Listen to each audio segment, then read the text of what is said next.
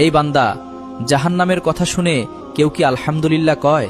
বান্দা তখন বলে, আল্লাহ, জাহান্নামের মালিকও তুমি, জান্নাতের মালিকও তুমি।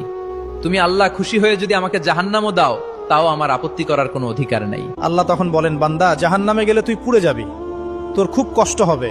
বান্দা তখন বলতেছে, আল্লাহ, কষ্ট শুধু আমার হবে না, তোমারও হবে। আল্লাহ তখন বলতেছেন, বান্দা, বান্দা তুই পুড়বি জাহান্নামের আগুনে, আমার কষ্ট হবে কেন? বান্দা তখন বলে, আল্লাহ, কোনো মায়ের কোল থেকে যদি কোনো বাচ্চা পানিতে পড়ে যায়, তাহলে কোন মা দূরে দাঁড়িয়ে থাকতে পারে না, দৌড়ে গিয়ে বাচ্চাকে কোলে নেয়? আমার বিশ্বাস ওই মায়ের চেয়ে কোটি কোটি গুণ দয়া তোমার বেশি। আমাকে জাহান্নাম দিলে তুমিও আল্লাহ শান্তি পাবে না। আল্লাহ তখন বলে, বান্দা, এই দলিল তুই কই পাইলি?